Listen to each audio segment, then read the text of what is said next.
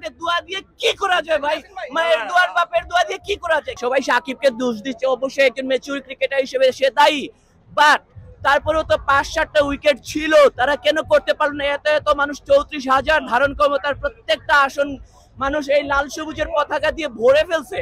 হারটা নিয়ে আসলে খুব খারাপ লাগছে। মানে খেলা দেখতে যে আগ্রহ নিয়ে আসছিলাম, বা শুরুর দিকে তাদের বোলিং যেরকম ভালো ছিল, বলা যায় ভালোই ছিল, কিন্তু শেষ পর্যায়ে এসে আসলে খুব আপসেট হয়ে গেছি। হ্যাঁ, বোলিং উইকেট ছিল, বোলিং সহায়ক উইকেট ছিল, বোলারদের সহযোগিতা, বোলাররা তারা পারফেক্ট জব করছে, 113 রানের আটকায় রাখছে দক্ষিণ আফ্রিকার মতো একটা দলকে। কিন্তু আমাদের এত এত ব্যাটসম্যান ব্যাটার থাকা অবস্থায় এই 113 রানকে তারা টপকাতে পারল না। 5টা উইকেট হাতে রেখে তারা 7 রান করতে পারে নাই। বাংলাদেশের ব্যাটসম্যানদের মধ্যে, ব্যাটারদের মধ্যে কোনো ম্যাচিউরিটি নাই। যে তৌহিদ হৃদয় এত রান করছে, তারপরে 2টা বোলার কেন ধৈর্য ধরলে কি হইতো?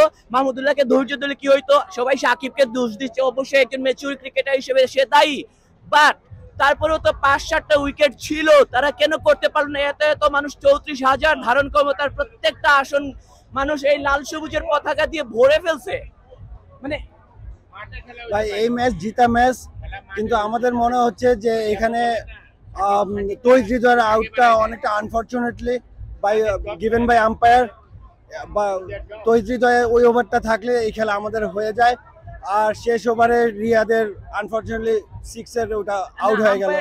কিন্তু ও যেটা বললো ঠিক, যে এটা আসলে পার্ট অফ গেম। এখন আম্পায়ারিং নিয়ে কথা বলে লাভ নাই, বাট কিছু ডিসিশন আমাদের এগেইনস্টে গেছে। মানে ফার্স্টে যেটা আউট দিল, লেগ স্টাম্প দিয়ে বের হয়ে যাইতেছে, এটা খালি চোখে আম্পায়ার কিভাবে আউট দিল? ওখানে একটা বাই 4 ছিল।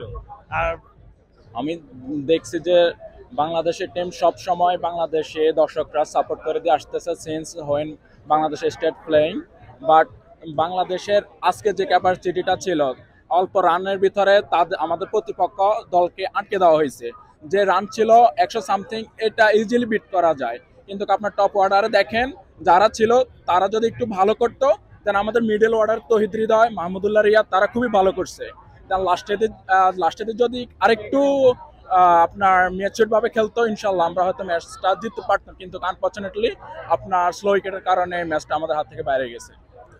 বাংলাদেশ অ্যাকচুয়ালি ভালো খেলছে আজকে, কম রানে সাউথ আফ্রিকারে গুটিয়ে দিচ্ছে, বাট কয়েকটা ডিসিশন বাংলাদেশের এগেইনস্টে গেছে।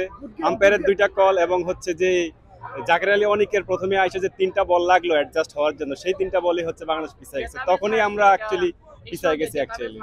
তো জেতা ম্যাচ হারছি, একটু হতাশ, বাট ওভারঅল বাংলাদেশ ভালো খেলছে আজকে। ব্যাপার না, আসলে জিতা ম্যাচটা হেরে গেছে, আসলে এটা জাস্ট আনফরচুনেট, আসলেই আনফরচুনেট। এখানে আম্পায়ারের কিছু ফল্ট ছিল অফকোর্স, এখন এটা তো আসলে বলে লাভ নাই, এটা পার্ট অফ দ্য গেম। আর হচ্ছে নেক্সট টাইমে হয়তো বা একটু ভালো খেলবে আর কি, এটাই আশা করতেছি। তবে বাংলাদেশের পারফরম্যান্স খুবই ভালো, নাকি বলেন?